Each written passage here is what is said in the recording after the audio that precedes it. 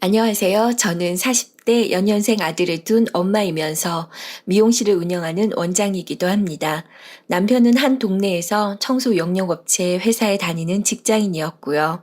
한 달에 한 번씩 오던 말없는 손님이었는데 오는 기간이 한 달에 한 번 오다가 보름에 한 번 오다가 어느 날은 일주일에 한 번 왔길래 자를 머리카락이 없다고 말했더니 한참 망설이다가 제가 쉬는 일요일에 밥 한 번을 사고 싶다고 말하더라고요. 싫지가 않았던 전 만나기로 했고 결혼을 하게 되었어요. 결혼 후에도 전 계속 미용실을 운영해 나갔고 아이를 출산할 때도 임신 마지막 달하고 출산 후 한 달만 직원에게 맡기고 바로 출근을 했어요. 손님들 비위 맞추는 게 쉬운 게 아니라서 오래 쉬면 어느새 다른 곳으로 가버리기 때문에 말이 단골이지 언제든 떠날 수 있어서 자리를 비울 수가 없더라고요. 그래서 회복이 덜 되더라도 마냥 쉬고 있을 수만은 없어서 육아 도우미를 오게 하고 친정 어머니의 도움도 받아가면서 아침에 일어나면 모유를 짜서 준비해 놓고 그렇게 힘들게 6개월 모유 수유까지 마쳤네요. 요즘은 너도 나도 열정페이로는 일을 안 한다고 해서 직원 월급도 저희 때보다 3배 이상이나 나가네요. 저희 때는 실력 있는 선생님한테 배우려고 줄을 섰었고 차비만 줘도 배울 수 있는 거에 만족했는데 요즘은 시대가 많이 변했고 변한 만큼 거기에 맞춰야겠지요. 우리가 사는 곳은 외곽이라 직원 구하기가 하늘의 별 따기여서 직원 비위 맞추느라 지각을 해도 청소를 제대로 하지 않아도 벙어리 냉가슴 앓듯이 가만히 있을 수밖에 없네요. 그나마도 없으면 제가 너무 힘이 들고 혼자서 손님들을 다 상대할 수는 없거든요. 둘째는 아예 안 낳든지 아니면 낳더라도 한참을 늦게 낳으려고 했는데 아이 젖대고 바로 또 임신이 되어서 어쩔 수 없이 연년생으로 둘째를 낳았어요. 둘째도 역시 2달만 쉬고 출근을 했네요. 애는 하나 있는 거랑 둘이 있는 건 천지 차이더라고요. 하나가 울면 멀쩡하게 가만히 있던 아이가 같이 울었고 하나를 안을 낳치면 잘 놀다가도 와서 안기고 둘 키우는 건 둘이 아니라 셋을 키우는 느낌이었어요. 나이 차이가 안 나니까 옷을 물려 입을 수도 없고 기저귀 값에 분유값에 애들 옷값, 보험료, 도우미 비용 등등 한 달 생활비가 엄청났어요. 결혼 전에 넣던 크게 나가던 연금식 보험은 해약을 했고 당장의 생활비를 쓰는데 급급했어요.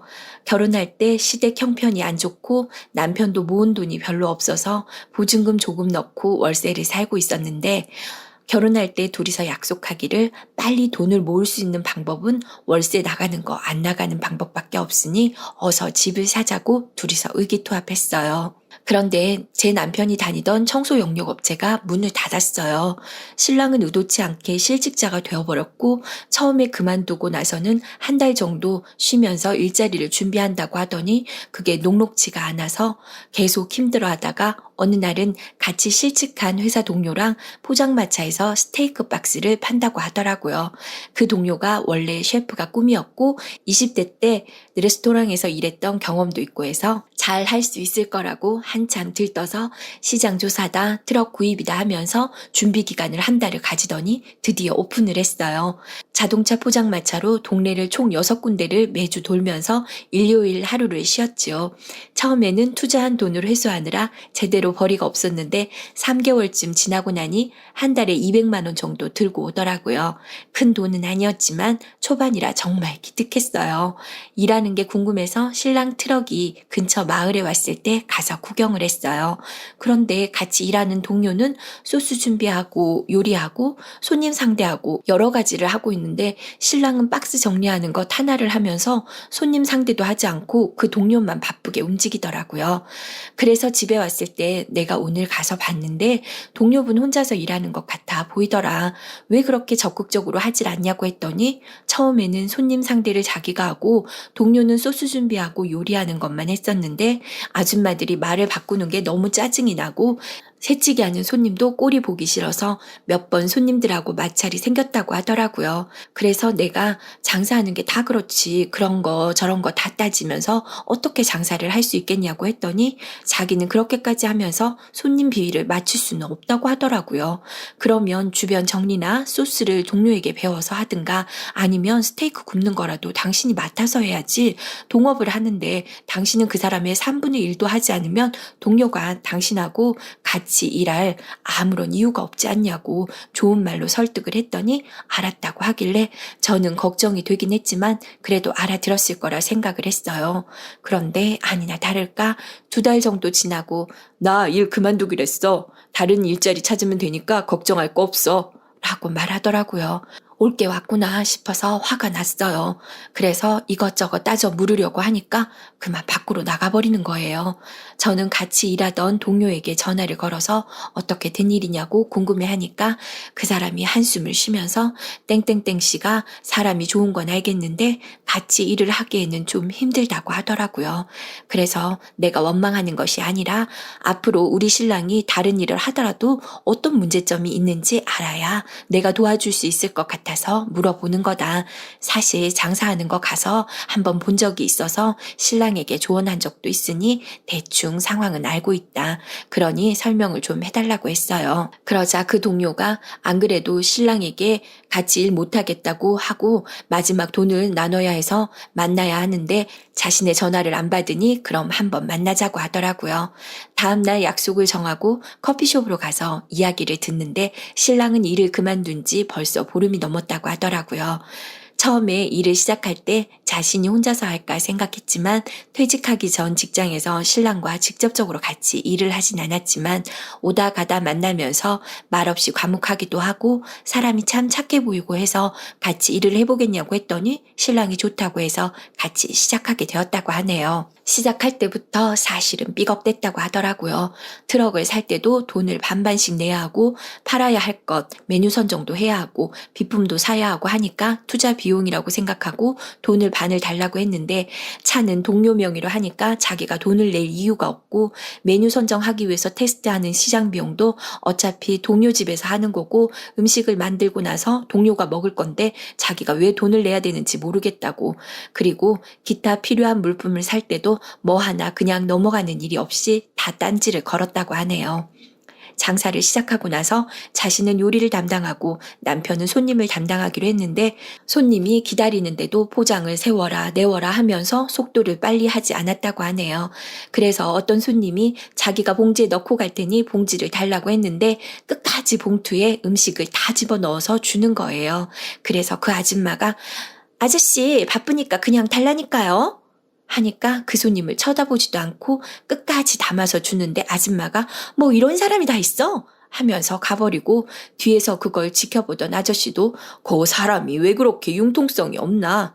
하는데 제가 이러다 장사 망하겠다 싶어서 다음날부터 손님 상대를 제가 하고 음식 포장 박스를 접는 일 하고 피클이나 소스 제조된 거 배 앞에서 소스통에 넣어서 준비하고 주변 정리를 좀 맡아달라고 했더니 정말 딱 그것만 했다는 겁니다. 손님이 너무 밀릴 때나 소스가 갑자기 떨어져서 급하게 배합을 할 때는 고기를 좀 구우라고 하는데도 들은 척도 하지 않고 잔뜩 쌓여있는 박스를 또 접어서 쌓고 필요하지 않은 피클은 계속 준비해 놓고 차라리 함께 하지 않으면 공간이라도 넓고 자기가 미리 준비해 놓고 팔 것만 할 텐데 같이 일할 아무런 의미가 없었다고 하더라고요. 그래도 자기는 신랑이 한 가정의 가장이고 회사 같이 잘렸을 때 막막했던 것이 어떤 건지 알고 있고 해서 어떻게 해서든 같이 가려고 했는데 급기야 자기가 도저히 같이 일을 할 수 없다고 할 사건이 벌어졌는데 마침 준비한 잔돈이 떨어져서 5분 거리에 있는 은행에 가서 잔돈 좀 받고 오라고 했더니 손님이 있는 자리에서 자리를 팍 차고 일어나서 내 참 더러워서 못해 먹겠네 하고는 돈도 받고 오지 않고 차에 가서 손님이 미어 터지는데도 오질 않고 마칠 때쯤 가방 가지러 왔길래 제가 이 일은 이제 그만하시라고 하고 투자하신 돈 돌려드린다고 했네요. 땡땡이 엄마에게는 정말 미안하네요. 장사 시작하고 많이 좋아하셨고 싸준 도시락도 여러 번 얻어 먹었는데 저도 어떻게든 같이 가려고 했는데 어쨌든 미안합니다. 아니에요. 그래도 이렇게까지 끝까지 배려해 주시고 감사해요. 하시는 장사 잘 되길 바랍니다. 라고 했네요. 그 사람 말을 안 믿을 수가 없는 것이 내가 전에 가서 봤을 때 우리 신랑이 혼자서 다른 섬에 있는 것처럼 행동하는 것을 봤기 때문에 믿을 수밖에 없었네요. 그리고 마지막 일한 것까지 해서 조금 더 쳐서 돈을 주더군요. 그 사람은 그렇게 잘 하다가 가게를 차리게 되었고 맛집으로 소문이 나서 꽤 성공했다는 이야기를 들었네요. 신랑은 총체적 난국이었어요. 어디 회사에서 남의 밑에서 일 시키는 것만 할 수 있지 자신이 장사를 한다거나 하는 것은 도무지 할 수 없는 사람이더라고요. 전 남편에게 어서 빨리 회사를 알아보고 취직을 해라고 종용했지만 그렇게 며칠 듣고만 있던 신랑은 자기는 원래부터 회사 체질이 아니었다는 거예요. 회사에서 상사들이 잘났다고 이야기하고 자기에게 이거 해라 저거 해라 시키는 것도 못마땅했지만 참았다는 거예요. 그래서 자기는 이제 회사는 더 이상 들어가지 않겠다고 하더라고요. 한두 달 집에서 이것저것 일자리를 알아보다가 동네에 아이스크림 판매점이 나왔는데 그걸 자기가 인수해서 해보겠다는 거예요.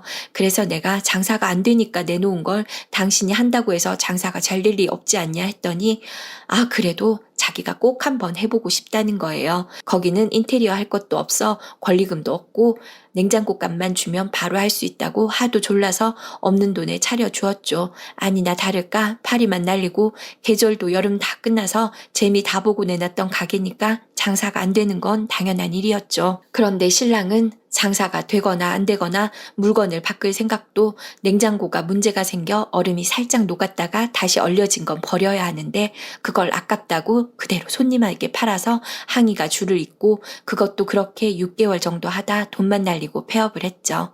미용실은 그럭저럭 됐지만 월세 내고 생활비에 이것저것 하다 보면 빠듯했어요. 신랑은 집에서 할 일이 없으니까 제가 장 봐가지고 온 거 체크하고 냉장고에 상해서 버리는 거 체크하고 아이들 옷 산 거 금액 체크해서 매일매일 얼마가 낭비되고 있는지 리스트를 만들어서 저에게 주는 거예요. 호박이 오래돼서 반을 버렸다 1,500원 낭비. 아이들이 크는데도 여름 반바지 사이즈를 똑같은 걸 사서 금방 못 입게 되었다 10,000원 낭비. 매일매일 그 짓을 하면서 집에서 TV 보고 있는데 집안일이라도 하면 좋으련만 손 하나 까딱 안 하면서 제가 돈 쓰는 걸 감시하는 게 하루 일과인 거예요. 평생 이렇게 일 안 할 거냐고, 나 혼자서 벌어서 살 작정이냐고 하니까 또 대답을 안 하는 거예요. 그래서 내가 좋다. 그러면 당신이 살림이라도 살아라. 그래야 내가 마음 편히 일하고 돈이라도 모을 수 있을 것 아니냐고 했더니 한 달 동안 제가 쓴 카드 내역 보여주면서 여기에서 이것만 낭비하지 않았어도 될 건데 제대로 살림도 하지 않는 것이 문제라고 엉뚱한 소리만 하더라고요. 나는 더 이상 이렇게는 살 수 없다고 말을 하고 최후 통첩을 했네요. 앞으로 2달의 시간을 줄 테니까 취업을 하지 않으면 이혼할 수밖에 없다고. 당신이 집에서 살림을 사는 것도 아니고 내가 사지육시 멀쩡한 당신을 자식처럼 키울 수 없는 거 아니겠냐고 했더니 자존심이 상했는지 집을 나가버리고 지금 일주일이 됐는데도 들어오지 않고 있어요. 사람이 집을 나가면 걱정이 되어야 하는 게 정상인데 옆에서 영수증 들고 따지던 남편이 없으니 차라리 속이 시원하네요. 이제 남은 것은 이혼뿐인 것 같은데 결혼을 너무 쉽게 한 게 아닌가 하는 후회가 남네요. 사연을 읽어주셔서 감사합니다.